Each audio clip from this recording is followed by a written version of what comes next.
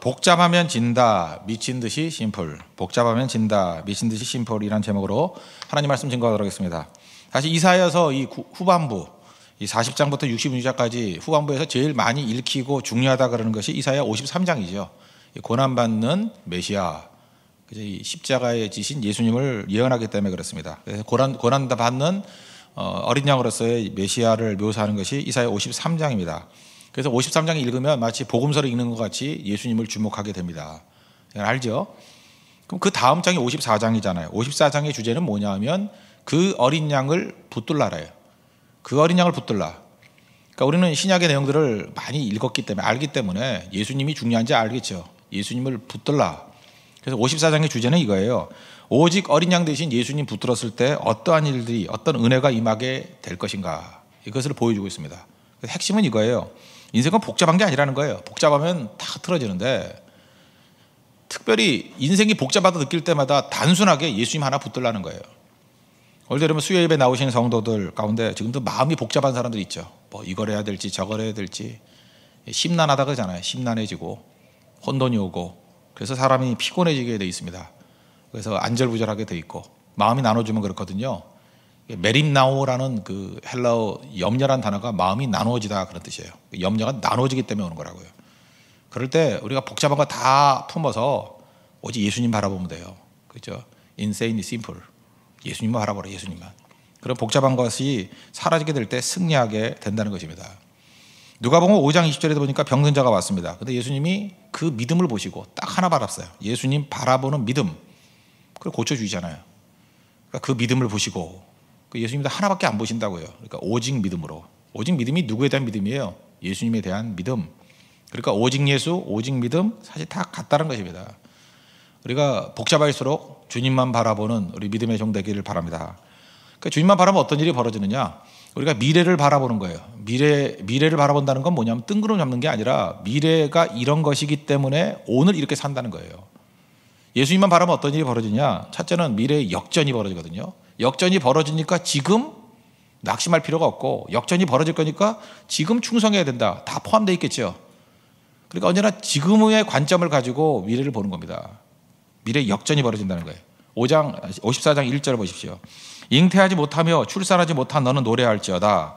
산고를 겪지 못한 너는 외쳐 노래할지어다. 이는 홀로 된 여인의 자식이 남편 있는 자의 자식보다 많음이라 여호와께서 말씀하셨느니라. 그 당시에 가장 불쌍한 사람들이 있잖아요. 여러 가지 묘사. 근데 이스라엘 문화권에 있어서 제일 불쌍한 게 뭐냐 하면 잉태하지 못한 사람이에요. 성경에 도처에 나오잖아요. 대표적인 게 한나. 얼마나 불행한지 아시죠? 남편의 사랑을 받아도 불행하고, 그러니까 인간의 대접을 못 받고. 뭐 우리나라도 얼마 전까지 그러지 않았어요? 아이 못 낳거나 뭐 아들을 못 낳거나 그런 것에 대한 에피소드가 얼마나 많습니까? 그죠? 아들 낳게 해달라고 뭐 이상한 일까지 하잖아요. 무리한 일까지 막 하잖아요. 그 얘기는 뭐예요? 그만큼 아픔이 있다라는 거죠. 그러니까 이스라엘의 제일 어려운 사람들은 고아와 과부, 그런 표현도 있고, 이건 경제적인 관점이에요. 그러나 이 문화 사회적인 관점까지 포함된 관점, 이게 경제까지 포함해서 가장 큰 거는 잉태하지 못한 자예요. 그래서 욕이 뭔지 알아요? 잉태하지 못할 놈아, 이게 욕이에요. 네 자녀들의 대가 끊어진다, 이게 욕이라고요. 굉장히 큰 욕이라고요. 자식이 많아진다, 이게 복이고. 그러니까 그 문화권의 설명을 알아야 된다는 것입니다. 홀로 된 여자, 과부죠. 잉태도 못하고 홀로 된 여자, 그러니까 가장 불쌍한 사람이라는 거예요. 한나와 분인나 한번 보십시오. 분인나 아이를 낳았습니다. 그죠? 근데 믿음이 없어요. 그러니까 세상적으로 볼 때 복된 사람이에요. 근데 믿음이란 관점에서는 아니잖아요. 여기서 위기가 오는 거예요. 하나는 믿음은 있어요. 근데 외적으로 아이를 낳지 못해요. 이게 우리 이 땅을 살아갈 때의 모습이거든요. 세상 사람들이 복이라 그러는 것은 못 누리는 것 같은데, 하나님이 복이라 그러는 건 누리고 있어요. 그래서 갈등이 오는 거죠. 무슨 갈등이에요? 무엇이 진짜 복인가 하는 갈등이에요. 우리는 그것을 증명할 책임을 지고 있다는 것입니다. 하나님에 대한 믿음이 진짜 복이다. 그래서 분인나가 여러 명의 아들을 낳아서 아이를 낳아가지고 잠깐 이렇게 압박을 가하지 않습니까? 늘 정죄하고 충동질하고 괴롭히고, 세상이 그렇다는 거예요. 세상의 가치를 가지고 이렇게 충동질하고 넘어뜨린다는 거예요. 그런데 하나님께서 나중에는 많이 낳지만 딱 하나, 사무엘을 낳는 걸 통해서 한 방에 끝내버리잖아요. 분인나의 아들 전체를 다 합친 것보다도 한나가 낳은 사무엘 하나가 더 강력한 거죠. 그리고 또 삼남이녀를 더 주셨다. 그건 나중 얘기고. 그러니까 무슨 얘기예요? 여기는 잉태치 못한 자에게 복이 있도다. 우리 삶 가운데 지금도 잉태치 못한 것 같은 상황에 놓인 게 있죠. 이건 우리 적용이 많이 있잖아요. 우리 웬만큼 경제적으로 살아야 돼. 너무 가난한 거, 잉태치 못한 자예요. 뭐 결혼을 뭐 멋진 남자하고 이제 멋진 여자가 해야 되는데 이상하게 그 잠깐 미뤄지는 거, 그것도 잉태치 못한 자고. 건강해야 되는데 이렇게 병들어 있어요. 그것도 잉태치 못한 자고. 그 당시로 말하는 그 외적인 복이란 걸 누리지 못해서 당하는 압력들이 있잖아요, 그죠? 뭐 교회라 그러면 뭐 너무 부흥을 못해가지고 뭐 힘들어지는 모습들. 사실 그럴 필요가 없고 말씀대로 서 있으면 되는 건데 우린 그렇지 않잖아요. 제가 그런 얘기를 들어봤어요. 어떤 목사님이 있는데 자기는 목회를 참 성실하게 잘했다고 생각을 했대요. 근데 이제 문제는 항상 그렇죠. 여자들도 그 동창회 가서 모일 때가 문제고 목사들도 목사끼리 모였을 때가 문제예요. 자기는 정말 하나님 앞에 기도도 많이 하고 성실하게 했다고 생각을 하는데 어떤 목사님 얘기해요. 동창 모임들 가서 다 목사님들인데 거기서 마이크를 주면서 순서를 하는 게 큰 교회 순으로 주더라는 거예요. 그래서 충격을 딱 받은 거예요. 도대체 이게 무슨 일이 이렇게 벌어지나. 지금 뭐 그러면은 진짜 건강한 사람이라 그러면 뭐 그럴 수도 있지 하고 넘어가는 거죠. 하나님이 보시는 진짜가 진짜지 뭐 그 순서가 뭐 이렇게 중요하냐. 뭐 요셉도 11번째 아들이었는데 뭐 아들 순서를 한다 그러면 다윗은 8번째인데 뭐 그게 별 문제 없죠. 그래서 오히려 자신감이 있으면 되는데 이거에 이제 열받은 거예요. 좋다. 내가 안 해서 안 한 거지 하면 못할 줄 아느냐. 그러면서 이제 그거에 집중해서 변질이 된 거예요. 사실은 이제 그분의 고백이에요. 그래서 그것 때문에 변질돼서 회개한다고 하는 얘기를 들어봤어요. 근데 그러라고 벌써 10몇 년 동안 빙 돌아온 거 아니에요. 제가 그걸 보면서 느낀 게 뭐냐면 그렇게 훌륭한 목사님도 사람들의 압력과 평가에 대해서 이렇게 흔들릴 때가 있다. 이게 인간이거든요. 그렇다면 우리도 방심하면 안 되죠. 언제나 주만 바라보면서 주님의 가치를 붙들고 흔들림이 없는. 오히려 사울도 그랬잖아요. 백성들이 흔들리니까 사울이 흔들리잖아요. 백성들이 흩어지고 하니까 편법을 써가지고 사람 모으자. 저는 사울에게서 배울 게 되게 많다고 생각해요. 특별히 영적 지도자들은 사람 흐트러지는 거에 대해서 흔들리면 안 돼요. 하나님의 말씀이 옳다 그러면 가는 겁니다. 그러면 남아있는 사람을 통해서 더 강하게 역사할 수 있는 건데 사울의 유혹이 다 있어요. 눈앞에서 백성들이 흐트러지는데 나라에도 제사 드리는 모습을 해서 민심을 모아야 될 거 아니에요. 그게 하나님 앞에서 악한 거였다고요. 그래서 우리가 사울에 대해서 동정심이 생기지만 인간적인 동정심일 뿐이지 믿음의 관점에서는 그건 틀린 거라고요. 하나님께서 왕 삼은 것을 후회하셨잖아요. 이제 우리에게도 동일한 유혹들이 많다는 것입니다. 그때 끝까지 하나님의 가치를 붙들 줄 알아야 되고 잉태치 못하는 자에게 하나님이 주시는 역전의 능력을 바라봐야 된다는 거예요.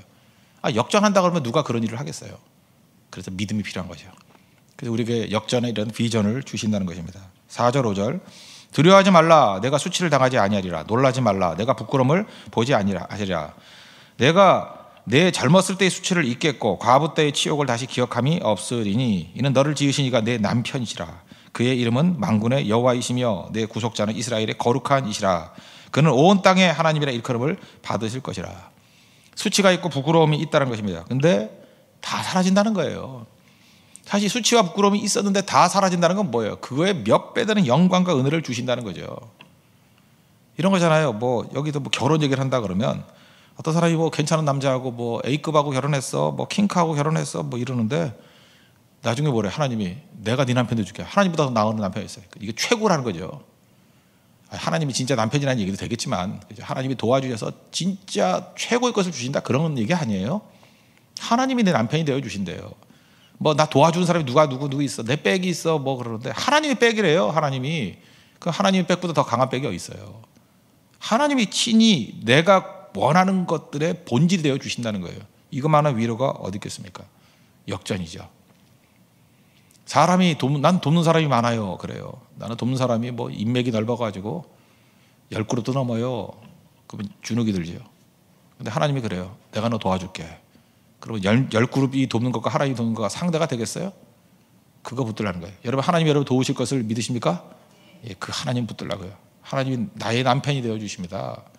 그러면 내가 무엇을 두려워하겠습니까? 여호와께서 나의 힘이십니다. 이거 다윗이 맨날 고백한 거 아니에요. 여호와는 나의 힘이십니다. 누가 나를 대적하겠습니까? 내가 여호와의 내 아버지십니다. 누가 나를 건드겠냐고. 그게 바로 이 역전에 대한 믿음을 갖고 있다는 것입니다. 역전하면 기억나는 거 또 2002년 뭐 월드컵이죠. 우리가 8강까지 갔나요? 4강까지 갔죠. 뭐 어쩌다 하나도 기억 안 나. 뭐 스페인하고 0대0으로 비기다가 뭐 페널티킥 넣은 거 그거 기억도 안 나는데 16강에서 이탈리아하고 1대0으로 지고 있다가 나 그때 군산 집회 갔다가 군산 집회 갔는데 하여튼 그 군산 애들도 문제가 있어. 아니 월드컵 하는데 왜 집회를 해? 그거 취소도 안 하고. 군산 갔다가 전반전을 못 봤어요. 왜 못 봤? 집회하느라고. 야, 근데 군산 진짜 믿음 좋아요. 축구 한 보고 왔어요, 다들. 진짜 꽉 차게 왔다니까요. 그 집회해가지고 내가 사실은 내 성령이 좀 더 역사를 하지만 내가 좀 그만 주님 다음에 역사하시자 하고 내가 좀 줄였다고요. 줄이고 그 군산 톨게이트 넘어올 때 그때 우리 목사님 한 분하고 어떤 평신도 형제 하나하고 이렇게 셋이 갔었는데 톨게이트에 세워놓고 좀 보자고. 그때 뭐 누가 조그만 그렇게 그 TV가 하나 있었어요. 그 교회 차 안에. 그래서 그때 볼 때 설기현이 늦는 거 보고 못 움직였어요. 거기서 못 움직이고 그냥 가만히 있다가 그 연장전을 군산 톨게이트 옆에서 계속 보고 있었네. 예. 그러면서 막 뛰다가 그 위에 등 하나 깨지고 막 그랬던 기억이 나는데 그래서 저는 지금도 잊지 못해요. 그죠? 그 역전승이라는 게 이런 거구나. 역전. 그때 다 같이 봤으면 얼마나 좋았을까 하는 그런 생각이 들었는데 역전이 그런 거죠. 하나님께서 우리에게 역전을 주신다는 거예요. 여러분 인생에서 역전 어떤 것들이 있습니까? 다 뒤집히는 거죠. 저는 여러분들이 그런 사람이 됐으면 좋겠어요. 역전을 체험하는 사람이 되었으면 좋겠고 저는 우리 교회 성도들이 가는 곳마다 역전의 체험을 공급하는 사람이 되었으면 좋겠어요. 여러분 이런 사람 있지 않아요? 저 집사님은 저 집사님과 같이 일을 하면은 왜 좋은지 아세요? 일단 따뜻해서 좋아요. 뭐 이렇게 참 일을 같이 해서 좋아요. 근데 저분하고 가면 이렇게 최악인 것 같은데 나중에는 역전이 돼서요. 어렵다 그러는 상황이 부흥이 돼버리고요. 이 관계가 껄끄럽다 그러는 사람들이 아주 절친한 친구가 돼서 끝나버려요. 그게 역전 아니에요. 역전을 주는 거예요. 역전을 느끼는 사람은요. 약한 데 갑니다. 약한 데를 기뻐해요. 하나님께서 내게 역전의 기쁨을 이 성도들에게 나눠주려고 여기 보내시는구나. 그래서 기뻐한다고요. 사실 기독교의 본질이 다 역전 아니에요? 가장 어려운 데 가서 뒤집어 놓는 거. 여러분들 뭐 여러 가지 방법이 있지만 샘플 하나 얘기해 줄게요. 지금은 이제 사라진 쇼인데 그 오프라 윈프리 쇼라고 그 유명한 쇼가 있었죠. 그 아줌마 상처도 많았고 이분 뭐 인생 자체가 역전이라고 봐야겠죠. 한 번은 이런 적이 있었어요. 276명 그 우연의 일치인지 모르지만 그 풍랑 가운데 있던 뭐 숫자하고 뭐 비슷해요, 그죠? 예, 그 유라굴라 강풍이 있을 때 276명을 모아놓고 이 사람들이 미국에서는 우리하고 다릅니다. 미국은 구조적으로 지하철이라든지 또는 뭐 이렇게 버스망이 잘 돼 있질 않아요. 뭐 넓어서 그런 것도 있겠지만 뭐 어떤 사람은 자동차 업계의 로비라고 얘기하기도 해요. 그러니까 뉴욕 정도나 또 보스턴 정도나 이렇게 그 시내 교통이 돼 있지 교통망이 돼 있는 데가 별로 없어요. 거의 없어요. 심지어 로스앤젤레스도 그 시내에만 왔다 갔다가 약간만 외곽 가도 갈 수가 없어요. 일반 교통으로는 차가 없으면. 그래서 미국에서는 차가 없다는 게 발이 없다는 얘기하고 똑같아요. 정말 어렵거든요. 근데 미국에 사는 사람이 차가 없다 그러면 최악의 상황이에요. 자동차 없는 사람 276명을 모아놓고 자동차 없을 때 얼마나 큰 아픔이 있는지를 이제 톡쇼를 하는 거예요. 저 얘기 하니까 우리하고는 좀 문화가 다르지만 이해하시겠죠. 내가 자동차 없어가지고 우리 뭐 병이 났는데 어려움 당했다. 밤늦게 뭐 집에 들어갈 수가 없어가지고 뭐 역 같은 데 옆에서 쪼그려 자다가 뭐 얻어 터지고 그랬다. 뭐 여러 가지 가슴 아픈 얘기들이 막 나오는 거예요. 차가 없을 때 얼마나 힘든 일인지. 그래서 그 자체도 눈물바다였어요. 그 자체도. 이거 유튜브에 있어요. 한번 보라고. 물론 영어를 못해서 못 알았겠지만 하여튼간에 아픔들이 쫙 있다고. 그래서 이 얘기 저 얘기할 때 오프라 윈프리도 울어요. 그러고 난 다음에 오프라 윈프리가 뭐라 그러냐면 내가 여러분들에게 최고의 감격을 주겠다. 그래서 거기 온 사람들 276명에게 전부 다 폰티악 자동차 한 대를씩 다 선물해 줬어요. 누가요? 오프라 윈프리가 자기 돈으로. 돈이 많은 건 이렇게 쓰는 거예요. 와 멋있다. 그래서 야 정말 멋있다. 그때 당시로 그게 3만 불 정도 됐거든요. 3만 불 정도. 3천만 원 좀 3천 한 200, 300. 그거를 216대. 이분은 뭐 몇십억 달러 이렇게 돈이 있는 분이니까 뭐 할 수 있다 이렇게 생각하지 말아요. 부자도 돈은 아까운 거예요, 그죠? 이렇게 뿌렸다고요. 이걸 갖다가 돈 있는 사람의 객기다 이렇게 말할 사람이 누가 있어요?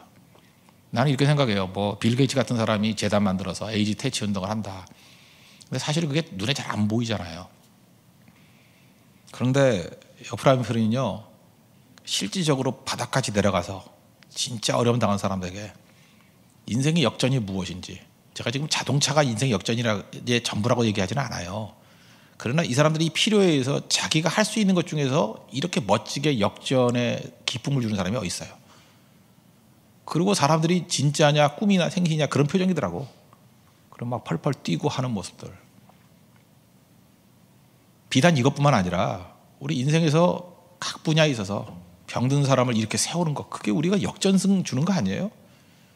허무에 빠져 있는 사람들에게 예수님 때문에 감격의 눈물을 흘리게 만드는 사람들, 뭐 죽느니 사느니 이러는데 고성선교 다녀와서, 대만 선교 다녀와서 내가 인생의 목표를 삼았어요. 믿음이 안 생겨서 계속 끌려만 다니는 사람이 이 특별새벽기도의 개근을 하면서 내가 드디어 말씀이 들리기 시작하고 믿음이 생겼습니다 라고 할 때 우리 느끼는 게 뭐예요? 역전승 아니에요? 역전승. 어려움을 다 극복하고 승리를 주는 거. 예수님만 의지하면 이런 일이 벌어진다는 거예요. 이제 꿈이 생기죠? 하나님 내게도 이런 역전을 주십시오. 그리고 하다못해 우리 어떤 아줌마 하나, 물론 돈은 좀 많지만 돈은 이렇게 쓰는 거 아니에요? 큰 돈이에요. 물론 큰 돈인데 폰티악 276대를 줘서 진짜 필요한 사람들이거든요. 기쁨을 주는 거. 저는 이렇게 생각해요. 이번에도 우리 특별새벽기도에 뭐 이렇게 뭐 쿠폰 주고 할 때 어떤 분이 헌금을 했는가 봐요. 헌금을 했는데 뭐 돈이 좀 남아가지고 막 남발하려고 그러는데 난 그게 싫더라고. 왜 싫으냐면 다음 기회에 다른 방법으로 하는 것도 좋을 것 같아요. 왜냐하면 뭐든지 선물이라는 것이 그 남아가지고 막 그 떨이 하듯이 하는 거는 별로 안 좋은 것 같아요. 어떤 남자가 여자분에게 선물해 줄 때, 야, 이거 꽃이 남아도니까 너 가져가 이렇게 주면 좋겠어요? 그거 싫잖아요. 그죠? 그때는 남았다고 15송이를 주는 게 아니라 그중에 제일 좋은 거 하나를 뽑아다가 정성껏 편지와 함께 주고 나머지 꽃은 뭐 그냥 다른 사람을 주든지 아니면 뭐 딴 데 쓰든지 아니면 버리든지, 저는 그게 더 가치가 있다고 생각을 해요. 의미거든요. 우리 인생에도 좀 그런 것들이 있었으면 좋겠어요. 그래서 헌금도 잘 써야 되고요. 저는 그래서 여러분이 귀한 헌금 드린 것들이 적어도 이런 오프라 윈프리 같이 이런 감격으로 쓰임 받기를 원해요. 그래서 여러분 헌금에 대해서 좀 아이디어를 좀 내주세요. 우리 헌금 어떻게 쓰여야지 가장 이렇게 필요한 곳에 들어갈 수 있겠습니까? 아직 우리 네팔 헌금도 아직 전달 다 안 했어요. 이유가 뭔지 알아요? 그냥 선교사님 들어가지고 알아서 쓰십시오 하면 쉽게 끝나요. 그러나 우리 선교사님도 너무 양심적인 분이에요. 지금은 당장 쓸 데가 없대. 그래서 유보하재. 되게 양심적이죠. 그냥 받아놓고 생각해도 되는 건데, 그죠? 그래서 지금은 들어갈 길이 막혀가지고 못 들어간대요. 그래서 나중에 잘 씁시다. 왜 그러냐면 헌금이 귀하기 때문에 그래요. 그래서 그거 붙들고 꼭 필요한 곳에 가가지고 그들에게 복음과 함께 역전의 기쁨을 느끼게 만들어야 될 거 아니에요. 그죠? 똑같은 것도 어떻게 쓰냐에 따라 다르잖아요. 여러분 헌금만 하는 사람이 아니라 헌금에 대한 아이디어를 주십시오. 우리 헌금을 이렇게 주면은 참 기가 막힌 일이 벌어질 것 같습니다.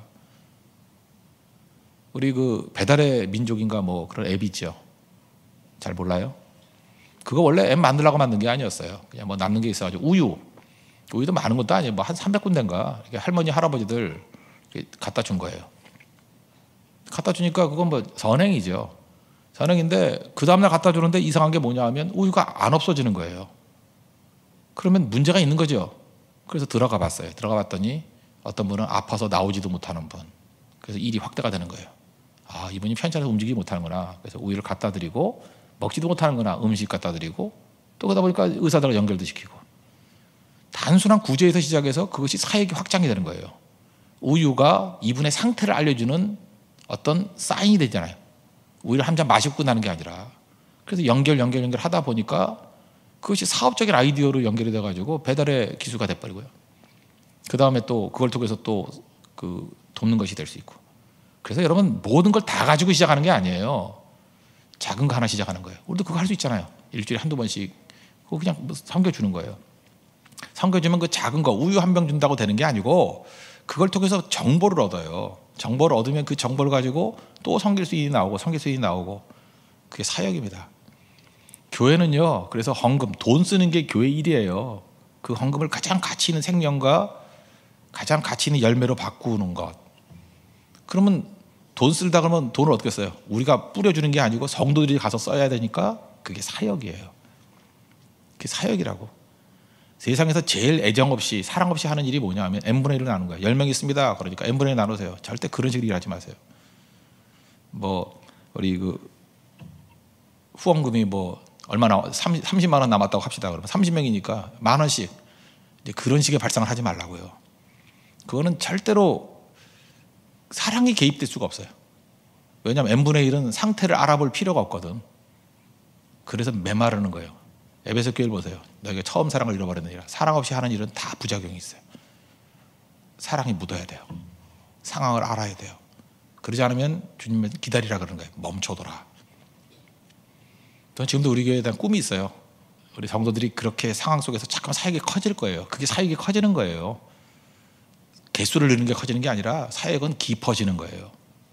우리 한 명 갖다 주는 사역에서 그의 삶을 컨트롤, 상황을 돌봐주고 나중에 그 영혼까지 터치해 주는 거. 그게 사역입니다. 그럼 인생 연차가 다 역전이 되겠죠? 여러분들도 돈도 많이 버십시오. 그래서 오프라 윈프리 같이 뭐 폰티악은 주지 못하겠지만 폰티악이 뭔지는 알죠. 자동차 이름이에요. 예. 소나타 같은 자동차 이름이에요. 예. 폰티악. 그 마찬가지로 필요하다 그러면 여러분들 그런 꿈들이 있었으면 좋겠어요.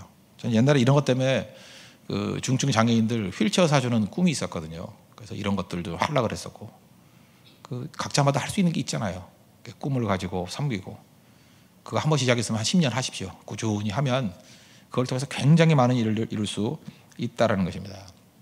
그래서 우리가 믿는 하나님은 어떤 하나님이냐? 우리를 위로하기보다는 뭐 아프지 힘들지 뭐 이렇게 얘기 안 해요. 부끄럽지. 위로하시는 분임도 맞지만 주님은 언제나 도전하시는 분이에요. 두려워하지 말라 그러잖아요. 너희 부끄러움이 수치가 영광으로 변화될 것이다. 언제 도전하셔요. 너 뭐 아무것도 없다 그러지. 무슨 소리야. 내가 네 남편 대줄게. 역전이 되지. 이게 주님이 이끄시는 말씀이라고요. 약하죠? 왜 약해요?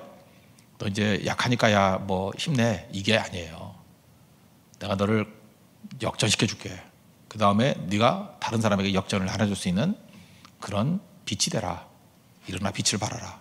이렇게 도전하고 있다는 것입니다. 그런 도전적인 역전의 도구들 되는 축복이 임하길 바랍니다. 벌써 여러분들이 지금 성령께서 여러분의 머릿속에 막 꿈을 심어해 줄 거라고요. 나 이거 해야지. 이거 해야지. 잃어버리지 마십시오. 그 꿈을 붙들고 기도하는 거예요. 하나님 이렇게 꿈을 주셨는데 이거 붙들고 나도 변화시키길 원합니다. 그럴 때 하나님께서 여러분을 통해서 많은 일을 하실 것입니다. 두 번째로는 예수님만 붙들면 어떤 일이 벌어지냐. 역전뿐만 아니라 상처를 아름다움으로 변화시켜줍니다. 우리 상처를 아름다움으로. 6절 7절 보십시오. 여호와께서 너를 부르시되 마치 버림을 받아 마음에 근심하는 아내 곧 어릴 때 아내가 되었다가 버림을 받은 자에게 함과 같이 하실 것이라. 네 하나님께서 말씀하셨느니라. 내가 잠시 너를 버렸으나 큰 공주로 너를 모을 것이요. 원래 사실 최고의 가치는 잃어버렸다가 다시 회복될 때죠. 오늘 그 인세인의 심플 이거 말했던 사람이 누구죠? 스티브 잡스죠. 스티브 잡스가 애플 창업했다가 애플에 쫓겨났다가 다시 돌아오게 되는 뭐 이런 케이스들.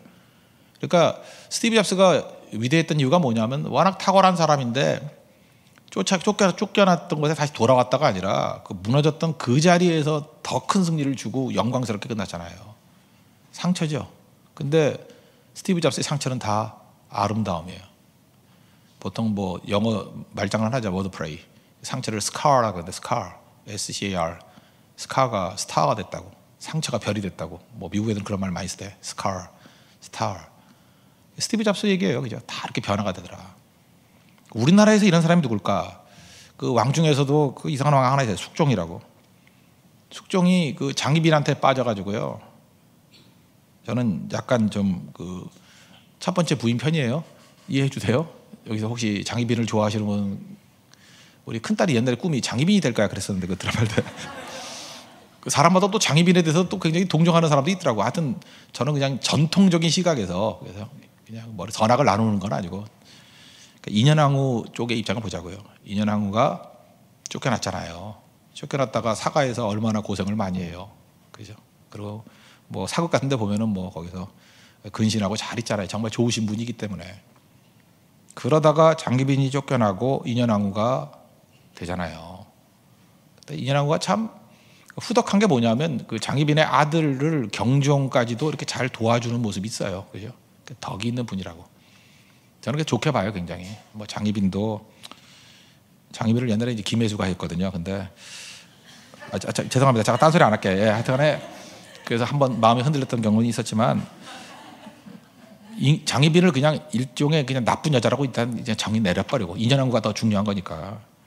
인현왕후가 왕비가 돼가지고 아무 문제 없이 쭉 갔을 때와 이게 쫓겨났다가 진짜 거의 기적이거든요.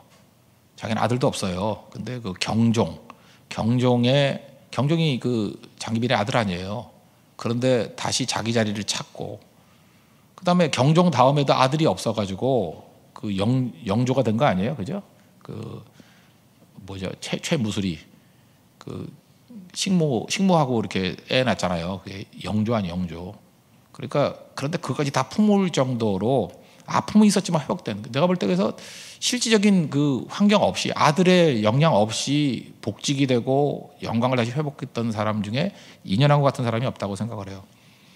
근데 그 다음에 얼마나 아름답게 묘사가 되어 있습니까? 그죠? 이분은 완전히 인격과 어떤 도리로 모든 걸 회복한 모델이잖아요. 그래서 지금도 인현왕후 그러면 되게 그 좋은 평가를 내리지 않습니까? 상처가 아름다움이 돼버리잖아요. 예수님만 붙들면요 상처로 깨지지 않습니다. 우리는 고난당하고 상처 입으면 이렇게 심석이 깨지잖아요.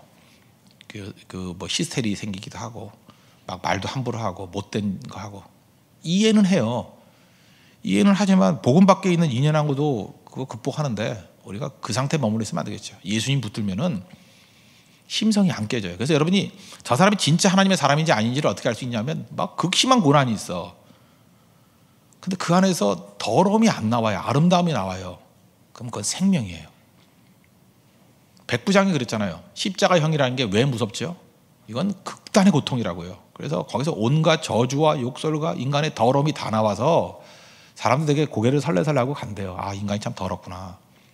근데 예수님은 그 가운데서도 더러움이 안 나와요. 저들의 죄를 용서해 주십시오. 모르고 저럽니다. 엘리엘리라마 사박다니. 뭐 전부 다 내가 목마르다. 뭐 가상칠언 들어보면 다 용서와 사랑과 하나님 바라는 얘기지 뭐 딴 거 있어요? 그걸 보면서 충격을 받은 거예요. 이 고난 속에서, 이 고통 속에서도 저분은 생명이 나오네. 본 적이 없어요. 그래서 뭐라 그래요? 이는 실로 하나님의 아들이었도다. 이게 성도입니다. 우리 그렇게 하자라고 하는 윤리적인 접근이 아니에요. 내 안에 예수님이 계셔야 그게 나와요. 우리 다 마찬가지예요. 우리 속에서 더러운 게 나오거든요. 근데 예수님이 내 안에 생명을 주시면 글쎄 내 안에 이런 기적이 있다니까요. 그 고난 속에 찬송이 나오고요. 그 고난 속에 감사가 나오고 모든 사람이 볼 때 너 왜 참고 있니? 그럴 때 아니야 하나님만 바라봐야지 하고 선함이 나와요. 그래서 여러분들 환경 때문에 더러움이 나온다 그러는 건 이해는 되지만 사실은 우리가 온전한 모습은 아닌 거예요.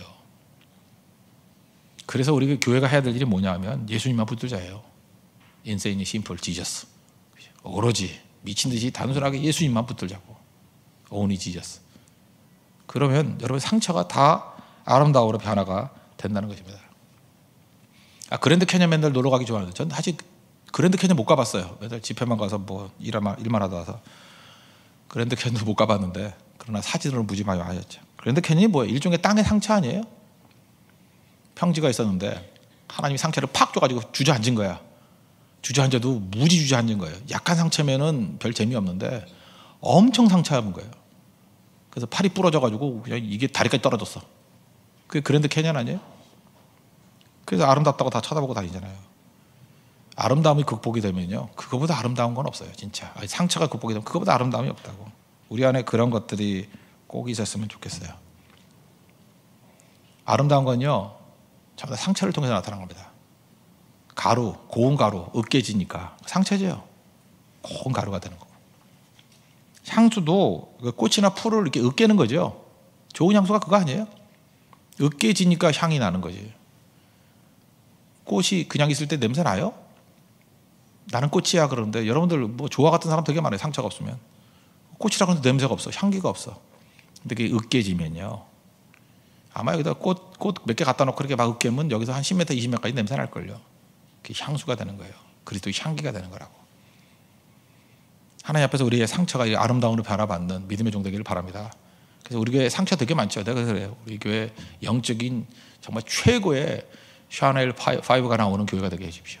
상처 때문에 다 아름다움이 되고, 아무리 마귀가 고난 가운데 줘봐라, 우리 저긴 찬송이 나오고 아름다움이 나올 거야. 이는 실로 하나님의 아들이었도다. 이게 하나님 백성이 돼야 된다는 것입니다. 우리 그럴 아름다움으로 살 수 있는 믿음의 종 되기를 바랍니다. 그 다음에 예수님 하나만 붙들면 어떤 일이 벌어지느냐, 성실함 가운데 축복이 임하게 된다는 거예요. 9절 보십시오. 이는 내가 노아의 홍수와 내게 노아의 홍수와 같도다. 내가 다시는 노아의 홍수로 땅에 범람하지 못하게 하리라. 맹세한 것 같이 내가 내게 노하지 아니하면 너를 책망하지 아니하기로 맹세하였노니. 그게 무슨 얘기? 노아 홍수한 다음에 무지개 주고 다시는 이렇게 안 한다, 그런 얘기죠. 변함이 없는 성실한 하나님의 약속을 받았다는 거예요. 우리 붙들어 준다고.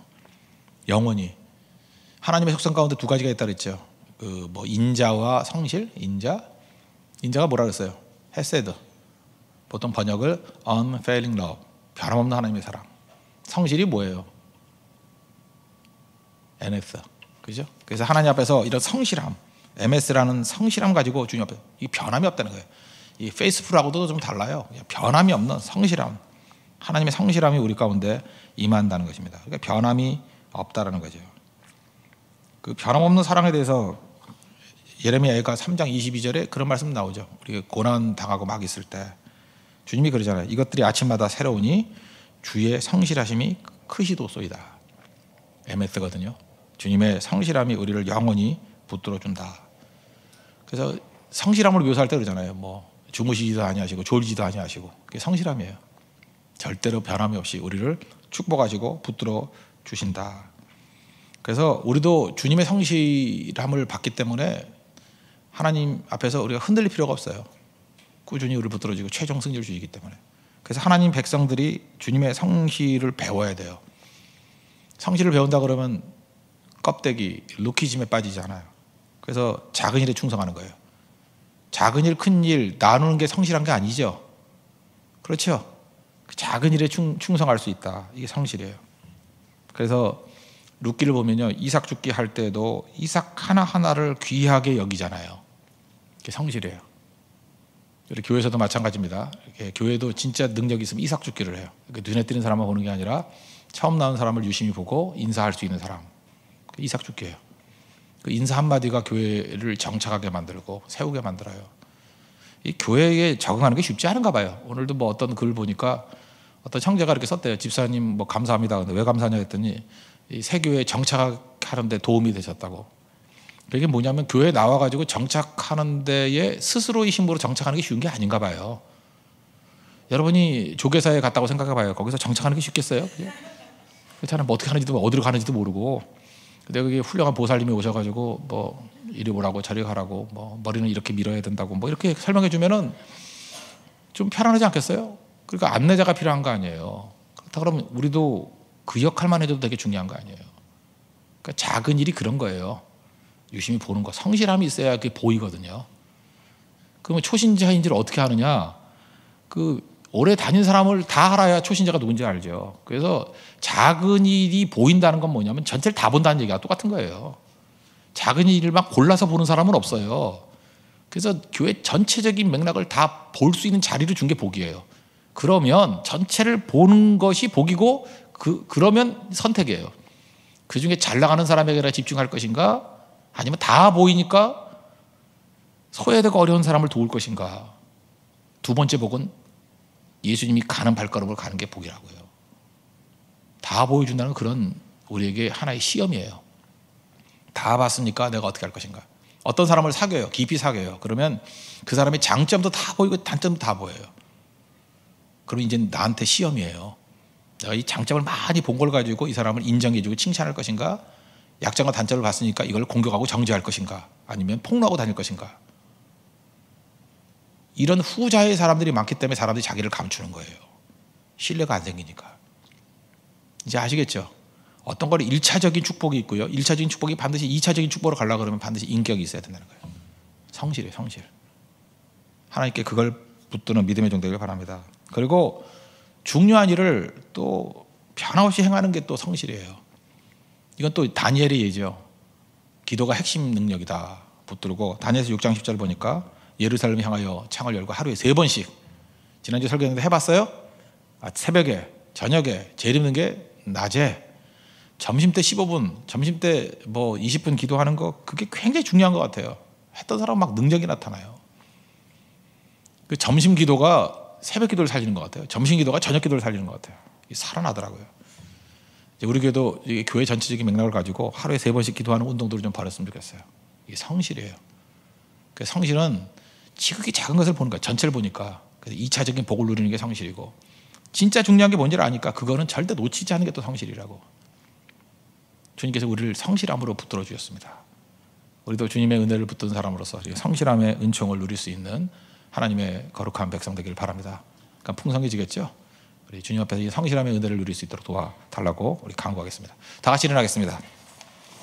나 무엇과도 주님을 바꾸지 않으리 찬양하고 우리 말씀 놓고 기도하도록 하겠습니다.